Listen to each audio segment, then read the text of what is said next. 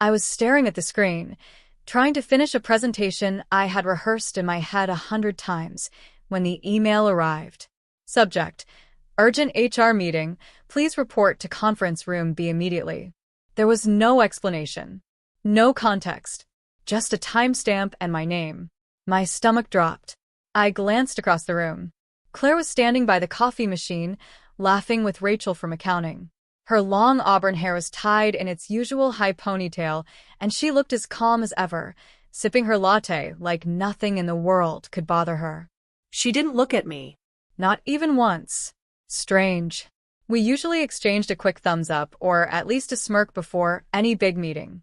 Claire and I had been best friends for almost 6 years. We joined the company within a month of each other. We helped each other survive toxic managers, ridiculous deadlines, and that one disastrous team-building retreat where we got food poisoning. So, why did I suddenly feel like I couldn't trust her?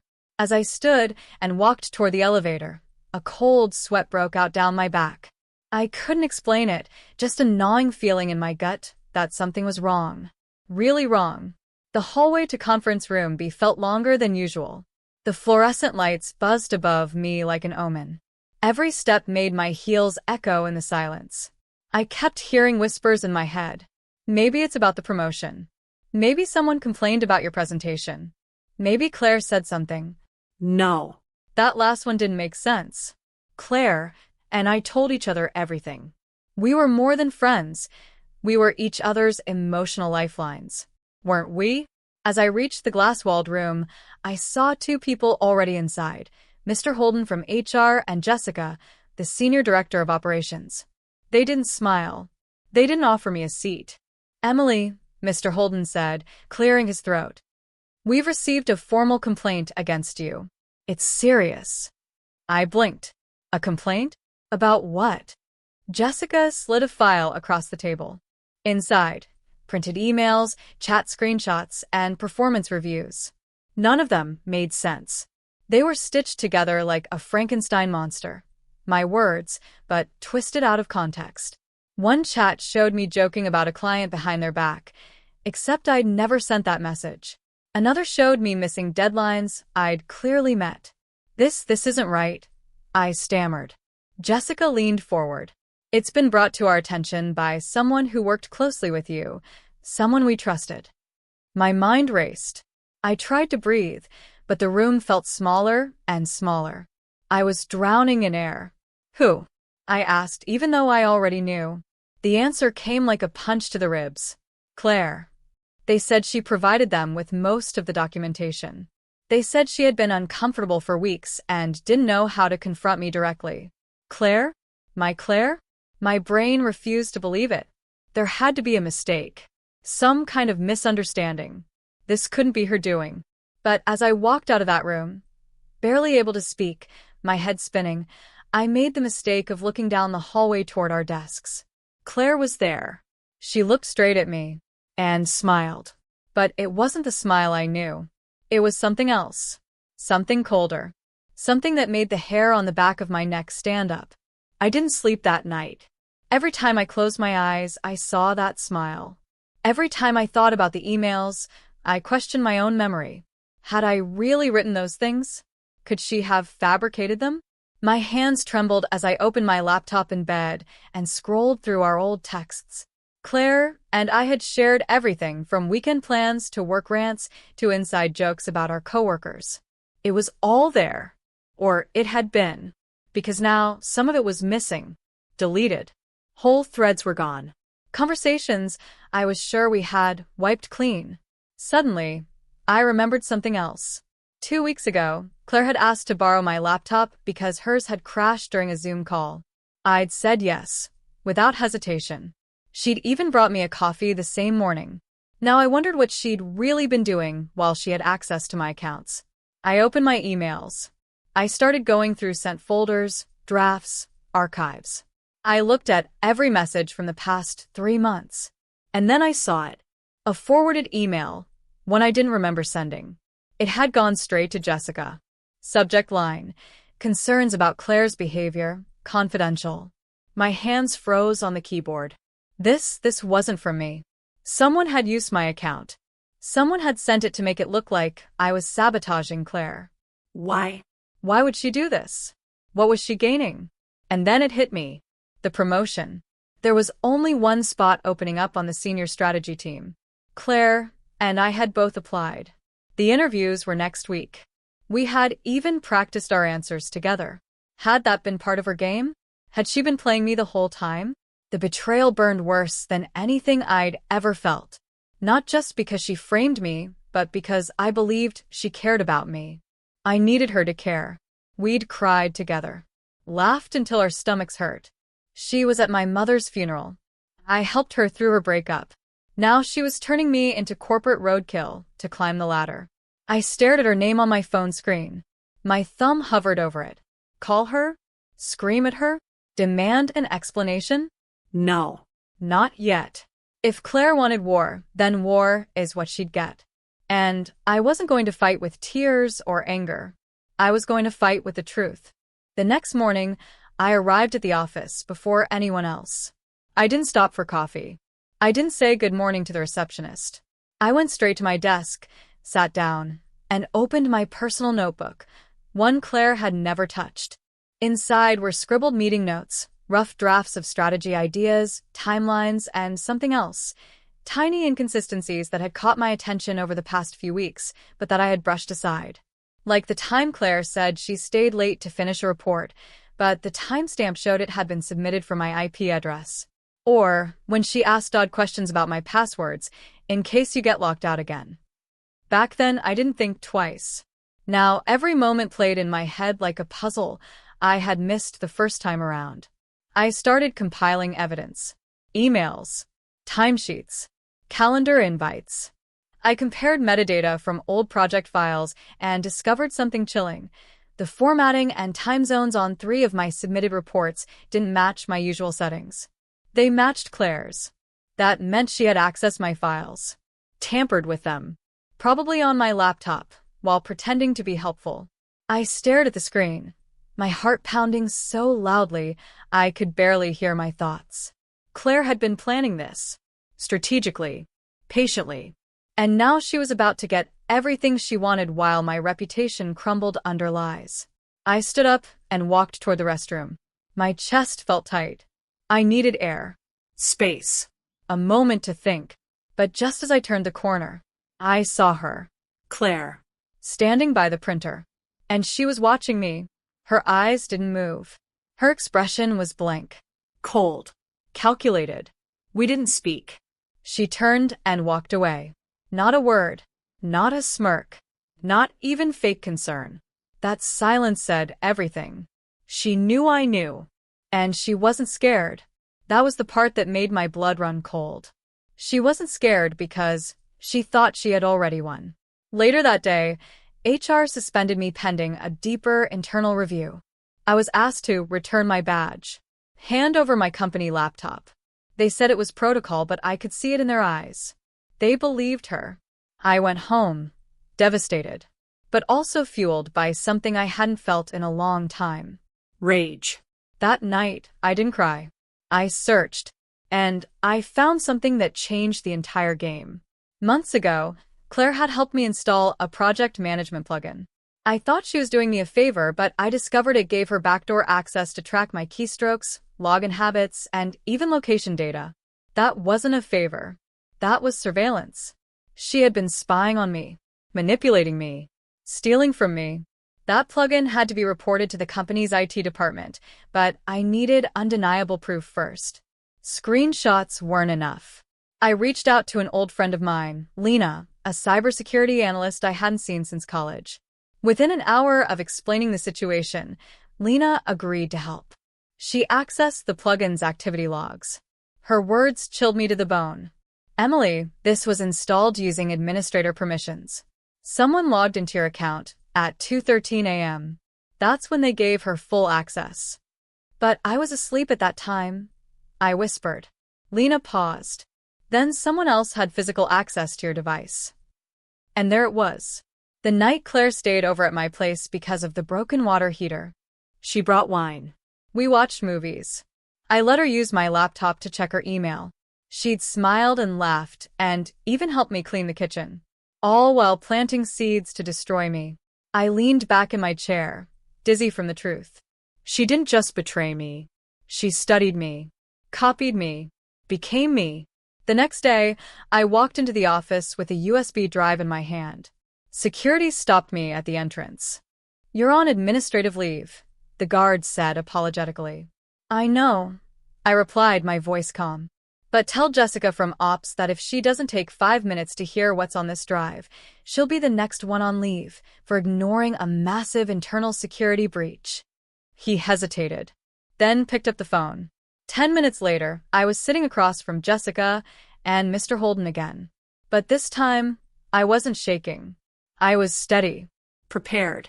I plugged in the USB and opened a file labeled Full Digital Evidence, Internal Tampering.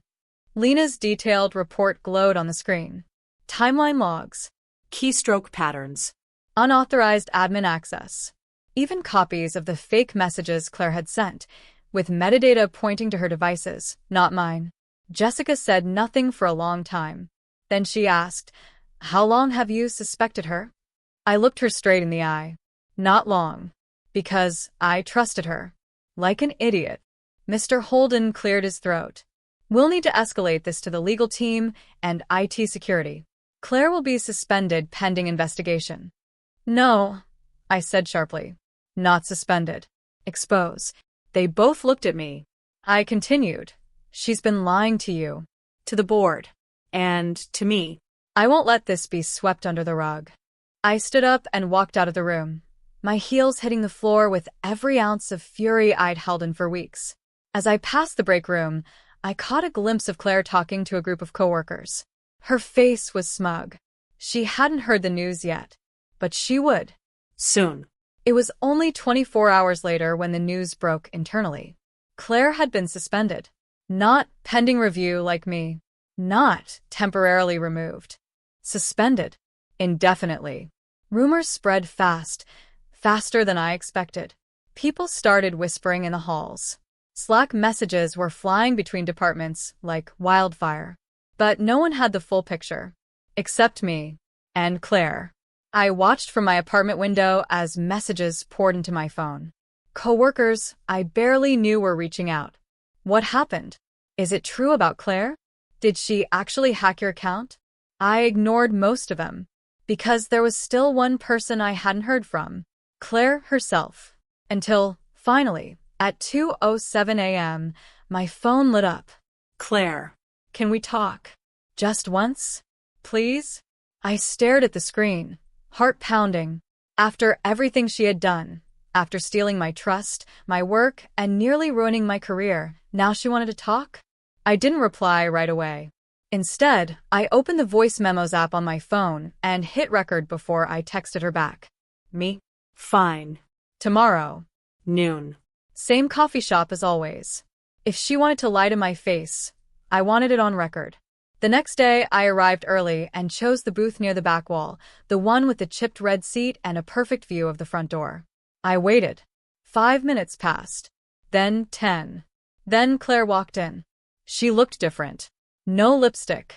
No heels. Her hair wasn't perfectly curled for once. She looked tired. Not physically, but emotionally. Like someone who had spent the whole night trying to justify something she couldn't undo. She slid into the seat across from me and just stared. "Why?" I asked, my voice cold. She didn't answer at first. Then finally, "I didn't mean for it to go this far." I tilted my head. "So, you did mean to sabotage me. Just not completely destroy me. Got it." Her eyes welled up. "You don't understand, Emily. I was desperate. You made me look like a corporate criminal. You forged emails. You hacked into my files. You smiled in my face every day while planning how to take me down." Claire looked away, and then she said something that made my blood freeze. "I wasn't supposed to get the promotion." I frowned. "What do you mean?" She hesitated, took a shaky breath, and then, "Jessica offered it to you 2 weeks ago." I blinked. "What?" "She told me at lunch," Claire continued, her voice barely above a whisper. "She said you were the strongest candidate, that you'd probably get the offer by the end of the week." My heart started pounding.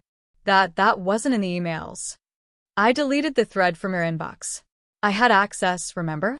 My hands clenched into fists. She wasn't just trying to outshine me. She was trying to erase me. All I ever wanted was to be seen the way people saw you, she said bitterly. Smart. Loved. Trusted. You walk into a room and people listen. I walk in, and I'm just there. That's not my fault. No, she whispered. It's not. But it is why I did it. I stared at her, completely stunned.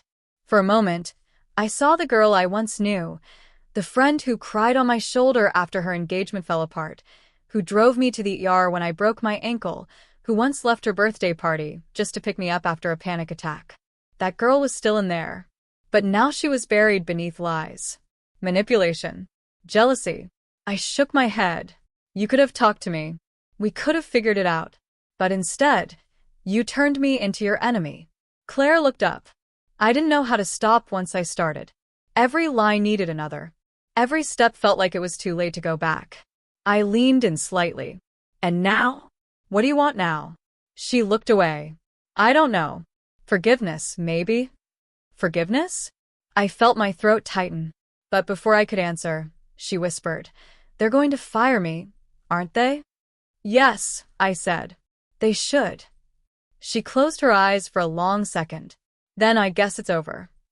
No, I said quietly. It's not over. She looked at me again, and I dropped the final blow, because I recorded this conversation. Her face turned white. She looked down at my phone, still glowing with the recording screen. I don't just want HR to fire you, Claire. I want the truth known. I want everyone who looked at me like I was a criminal to know who the real villain is. She looked like she might cry, but I didn't care. It was too late for tears. When I got home, I emailed the recording to Jessica. 30 minutes later, she replied. Subject: action being taken immediately. Message: thank you for your courage and honesty. We will make this right. It was over. I had the truth. I had the proof. But why didn't I feel victorious? Why did it still hurt? Because deep down, despite everything, despite the lies and betrayal, I had loved Claire. Maybe not romantically, but in that fierce way only best friends can love each other. She had been my person. And now she was just a stranger with my secrets. 2 days later, the company sent out a formal memo. Subject: security breach and staff termination. Body: a recent internal investigation has resulted in the immediate termination of Claire Simmons due to severe ethical violations and data tampering. Additional steps are being taken to safeguard employee systems and rebuild trust in our internal operations. Her name was there, in black and white, in every inbox. There was no cover-up, no gentle phrasing, no corporate gray area, just the truth. It should have felt like justice. But all it did was reopen the wound. Claire didn't message me again after the coffee shop. Not to apologize. Not to fight back. Nothing. It was like she'd vanished. Completely erased from the company chat. Her name removed from shared files. Her desk cleared out by security. And I went back to work. People treated me differently now. Like I had survived something unspeakable. Some whispered. Some stared. Some called me brave. But none of them really knew what it had taken to survive that betrayal. And they certainly didn't know what was coming next. Because one night, as I was reviewing reports in my office, I saw something strange. An email draft in my outbox. Unsent. Unwritten by me. I clicked it open. It was addressed to the Chief Operating Officer. Subject: confession and resignation. Body: I regret the damage I've caused and the steps I took to manipulate company data. Emily didn't deserve any of this. Please accept my resignation effective immediately. Claire Simmons. I blinked. This wasn't a real draft. It was a plant. Someone had hacked into my email, again, and created this file. To make it look like I had faked Claire's confession. Like I'd framed her. Even after she'd been fired, even after her access was revoked, there she was inside my inbox again. I stood up, dizzy with disbelief. No one had ever confirmed whether Claire acted alone. I had assumed. I was wrong. I called Lena. "Can you check my system again?" I asked, panic creeping into my voice. She logged in remotely. "Emily," she said after 5 minutes, "there's still a trace. Someone's using an anonymized tunnel to access your cloud cache." "What does that mean?" "It means they're watching."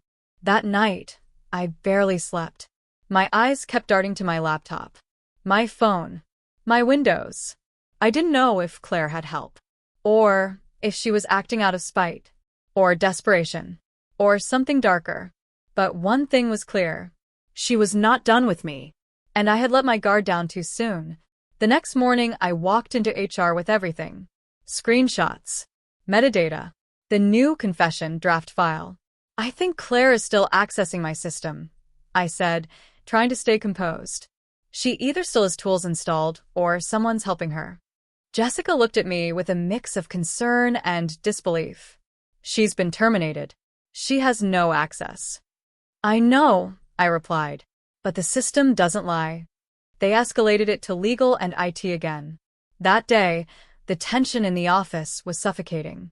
And then, around 3 p.m., I received a call from the security team. "You should come downstairs." I took the elevator down. When the doors opened, I saw something that made my stomach drop. Claire, standing in the lobby. Arguing with the front desk. Wearing a gray hoodie, hair in a messy bun, bags under her eyes like she hadn't slept in days. "I just need to speak with someone," she said frantically. "It's about the company's server. I left something behind. I swear I'm not trying to cause trouble." Security guards were slowly flanking her. And then she saw me. Her eyes met mine. Something unspoken passed between us. She didn't run. She didn't scream. She just looked defeated. "Emily," she said softly. "I'm sorry." I stayed silent.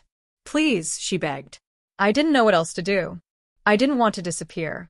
I wanted to fix it, but I panicked. "You already did enough," I said, my voice low. Security escorted her out. That was the last time I ever saw her. Back upstairs, the legal team decided to pursue formal charges for cyber harassment and unlawful data access. I signed the witness statement with a shaky hand. It felt like I was signing off on the final chapter of a story I never asked to be in. A story where my best friend had become the villain, and I had become the weapon she never expected to fight back. When I returned to my office, I sat quietly in my chair. My fingers hovered over the keyboard. Then I typed out the email I never thought I'd write. To Jessica. Subject: resignation. Body: "Thank you for everything. But I think it's time I closed this chapter for good. I'm resigning effective at the end of the month. I'm not leaving broken. I'm leaving wiser. And I'm ready to heal. Emily." I hit send. For the first time in months, I felt still. Not victorious. Not angry. Not even sad. Just still. 3 weeks later, I stood outside the glass doors of the office building for the last time. My badge was deactivated. My desk was cleared. The echoes of every conversation, every coffee run, every hallway laugh, they lingered somewhere in the background, but not loud enough to pull me back. I had already made peace with leaving. But the truth? Healing isn't a moment. It's a process. I thought leaving would tie everything up neatly. It didn't, because I still had questions, and regrets, and memories of Claire that wouldn't stop showing up uninvited. I moved back to my hometown temporarily. My parents welcomed me with open arms and zero judgment. My mom made tea the way she used to in college. My dad took walks with me every evening, just like old times. "You look tired," he said one night as we walked past the old bridge. I smiled faintly. "I think I've been tired for a long time. I just didn't know it." I started therapy, not because I was falling apart, but because I wanted to understand why betrayal like this could cut deeper than a breakup. Why losing a friend could feel like grieving a part of myself. And every week, I peeled back another layer. 2 months after my resignation, I got a letter. Not an email, an actual letter. No return address. Inside was a short note, written in familiar handwriting.